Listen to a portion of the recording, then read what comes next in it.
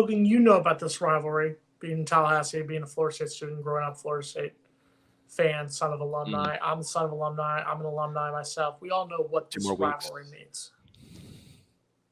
How do you think these youngsters on Florida State, and David talked a little bit about it, with them not playing last year, the youngsters who have, not even just the youngsters, but guys who transferred like Jermaine Johnson, Keir Thomas, how do you think the coaching staff is going to get into these guys, hey, listen, this is the game? Not especially with the circumstance of being 5-6 and this being the game for bowl eligibility. How do you think the coaches are going to get into their mindset, hey, this is Florida State, Florida? Well, I think Norvell said it straight away. I think he talked about a Miami week that he only talks about 2 games a year, and that's Miami and Florida. And, I think this is Florida State, Florida. I know Miami and FSU, it's one of my favorite rivalries in college football, but Florida State is something different. They really don't like one another. And I think Norvell has embraced that kind of tradition at FSU. He's done a great job of that, getting in contact with former players, allowing them to have a lot of access, a lot of greats to come in and speak. He kind of has embraced that rivalry and the tenacity. You don't usually see this from a coach, but he loved what he saw whenever Miami and Florida State head into the fourth quarter were both at midfield there. He said he was all about it. That's why he's coaching college football. But I think he got to see Memphis. You got your rivalries here and there, blah, blah, blah. This is, you're in the state of Florida. These are some nasty rivalries. And he said, he was about it, and, that's what he's going to bring into the enthusiasm this upcoming weekend. This team is fighting for him just because he has the same fire and will as, the other players on this team. And these are some seniors going out. This could be Jermaine Johnson's last game in Garnet and Gold. It could be Keir Thomas. It could be a handful of guys their last game. And so I don't think there's much talking Mike Norvell has to do this week. I got to hear from Keir Thomas today, and he was more we got to talk to him on Miami week and Florida week, but he just had a different demeanor today, and he looks pretty damn excited about Saturday. I don't think Norvell has to do much. I think this team is already ready to get on the road down to Gainesville. Is there part of you that wishes Dan Mullen was still coaching? Because obviously we talked about it, and I've said this before, they were a dumpster fire for a moment there. They were on that downhill slide. They're still a great, very talented team. Let's be honest. Florida State is going to be facing a talented team, but they were kind of on that dumpster fire path. Is there part of you that thinks that they may get a little motivation playing for, interim coach, playing for bowl, trying to play for that pride factor? And is there a part of you that just wishes Dan Mullen was still there to continue that dumpster fire?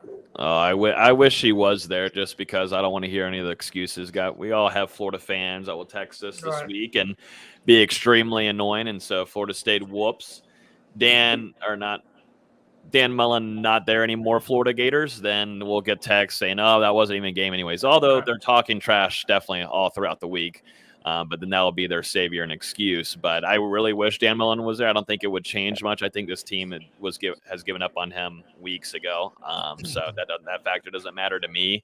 And we don't know what this team could play without Dan Mullen. They might play better, and this might be a better game than what I'm predicting. But I don't think Dan wanted any of that mess. I don't think Dan ducked Norvell, and that's just what the storyline will be from over here on my side of things. If you ain't about it, then GTFO, baby, because I think Florida State fan base is going to take over that stadium. I don't know if it's noon game, Florida fans, the student section there. I'm hearing too many things of people traveling down in buses to Gainesville this upcoming Saturday from Tallahassee. So I think it could get ugly. And I'm gonna do something that's going to make both you and Mark probably do a double take. I'm going to pay a compliment to Mike Norvell. Oh my goodness! Someone clip it, put him in full screen. Oh my God! We're going full screen. What are we doing here? Oh, there we go. Mike Norvell, and to a certain extent, I'll also give credit to Kenny Dillingham and Adam Fuller. Mike Norvell has done a good job of keeping this team together, because this team at 0-4 was the definition of a dumpster fire. 0-4, worst loss in program history, Jacksonville State, and now they are 4 quarters away from possibly being a bowl-eligible team. So Mike Norvell has done a very good job of keeping this team together. Now, that being said, if they lose this game, I still would say 5-7 is a disappointing season. It was a great turnaround from 0-4, but they have to win this game to avoid a disappointing season. That being said, Mike Norvell, you did a very good job of keeping this team together. Okay, we'll take that. That's the best you're going to get. That's it. Mark it down, clip it, save it, put it in your memory bank. That's it. I like that. I'll take that. Thank you, Jason. I'm going to get that clipped so then we can play that. Whenever something bad happens, then I'm going to clip that. Go ahead.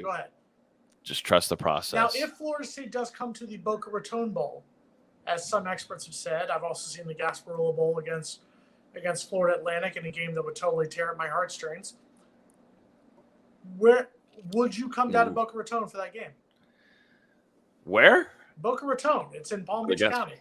Gasparilla Bowl? No, Boca Raton Bowl. Oh.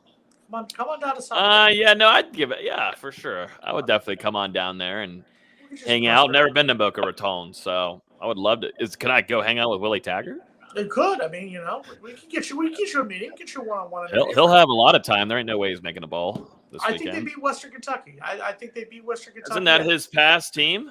Or that's his alumni team, isn't it? Yeah, it is. Wow. He could play Western Kentucky and then play Florida State, two of his past teams in back-to-back games.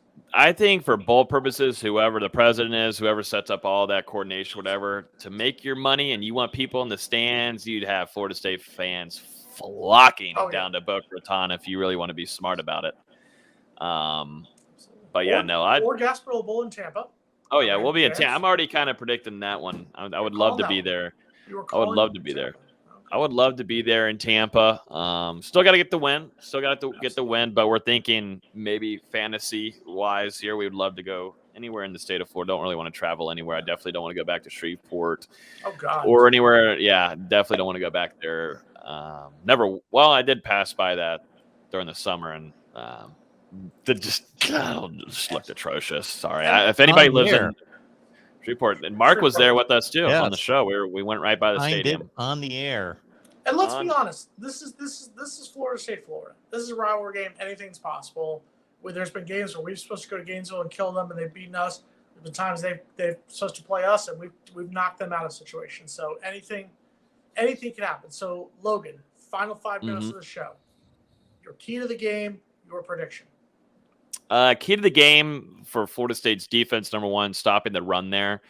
The pass rush is going to do its thing. That's not going to be the key motive for FSU, I don't think. I mean, Jermaine Johnson is still going to do his thing. Keir Thomas, I'm not worried about that right now. Isn't that nice to say? I mean, it's been a couple of years. Right. It's been a couple of years. We've had the Kandos too and Janaris Robinson, and those were veteran guys, but you couldn't feel as relaxed as you can right now. As a covering Florida State or a Florida State fan, you can't feel as relaxed as right now, maybe since Bourne Warner, maybe when you had Brian Burns too. But right now you've got two guys on your side that are wreaking havoc. Yeah, DeMarcus too. But right now you got two guys that can do the same thing.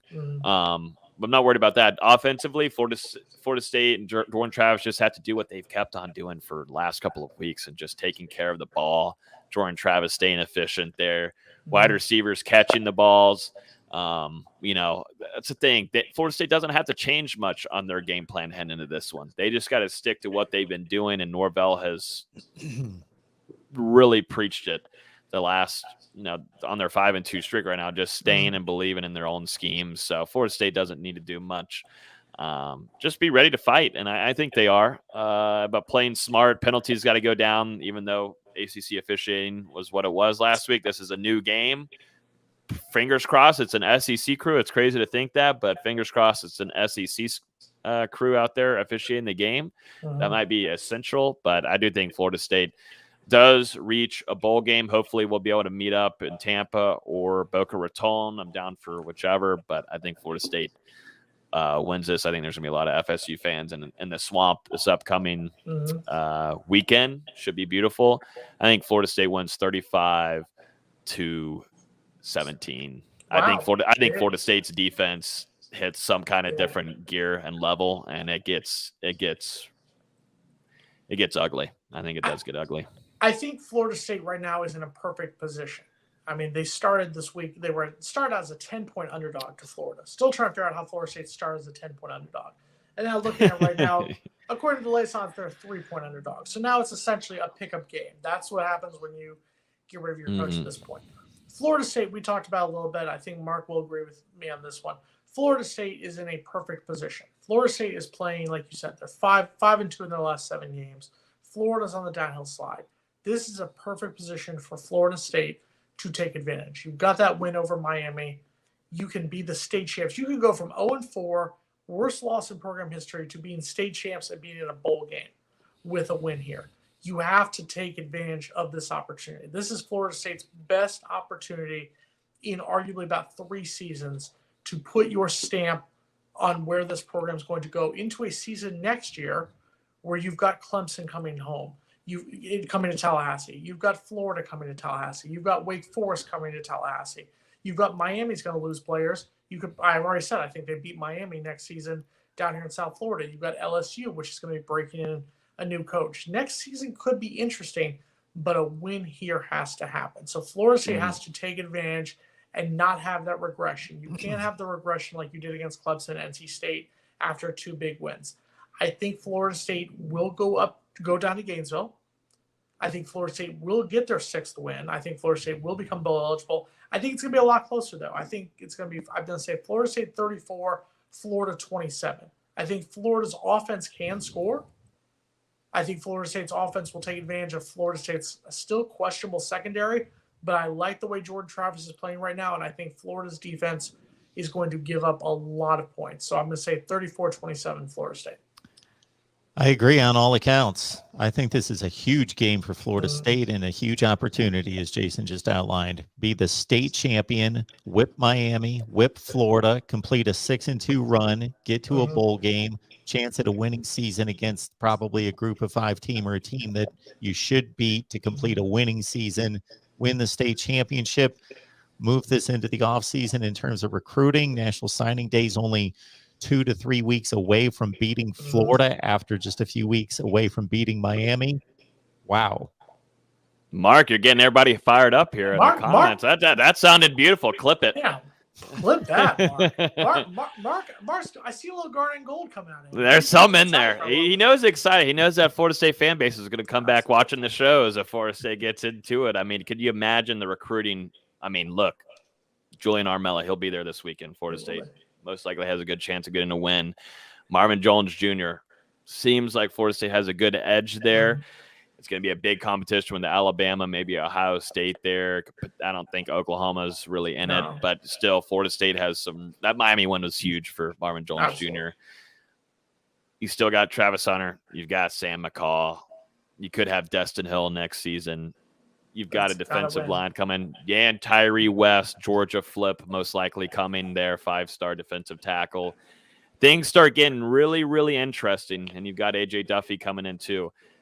The momentum that Florida State had in the offseason, which Norvell was doing an incredible job at staying in the top 10 recruiting-wise, could translate perfectly into the offseason where Mike Norvell just does it the best. And for him to have a portfolio of a good season like he did this year of, coming from 0-4 and switching things around just like that and having a team believe in him, it's going to work in the houses with all the moms and those 4-star, 5-stars, those blue chip guys.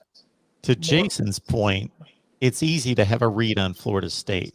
They're motivated. They're fired up. They're on an upswing. They just beat Miami. Everything good's happening. These kids are starting to buy in. They see what's happening. They believe in their coach. They believe in the coaching staff. It's all good.